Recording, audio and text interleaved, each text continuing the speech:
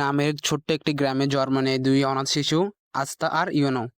তাদের বড় করে তোলে এতিমখানার পাদ্রী আর সিস্টার লিলি। ইউনো ছিল চুপচাপ, শান্ত আর মেধাবী।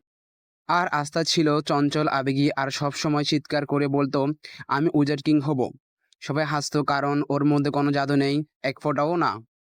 এভাবে কেটে যায় 15টা বছর। 15 বছর বয়সে সবাই পাবে নিজেদের গ্রিমওয়্যার নামের একজনের জাদুর বই। তারা সবাই স্বপ্ন দেখে জাদু নাইট হওয়ার এবং রাজকীয় পদের। কিন্তু আস্থার চোখে একটাই লক্ষ্য, সে উইজার্ড কিং হওয়ার। আস্থা বারবার সিস্টার লিলিকে প্রেমের প্রস্তাব দেয় এবং সিস্টার লিলি প্রতিবারের মতোই না করে দেয়। তারপরে আস্থা বলে, আমি একদিন সবাইকে প্রমাণ করে দিব যে আমি সেরা। তারপরে সবাই জড়ো হয় গ্রিমওয়্যার দেওয়া অনুষ্ঠানে।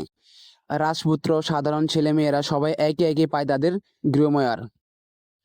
তারপরে ইউনো পায় একটি কিংবদন্তি গ্রিমওয়্যার, 4 পাতার ক্লোবার। একই ধরনের বই ছিল উইজার্ড কিংয়েরও কাছে। সবাই দেখি অবাক।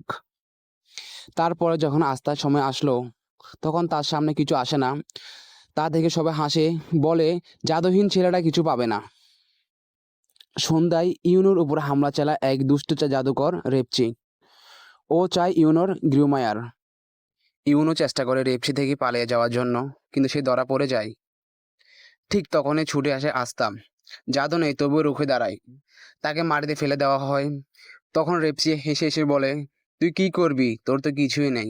ঠিক সেই সময়ে বাতাসে ভারী হয়ে উঠে আস্থার সামনে ভেসে ওঠে এক কালো গ্রিমওয়্যার, 5 পাতার ক্লোবার। আস্থার পিছে এক টেবিলের ছায়া দাঁড়িয়ে, আর সামনে বিশাল এক অ্যান্টি ম্যাজিক তলোয়ার।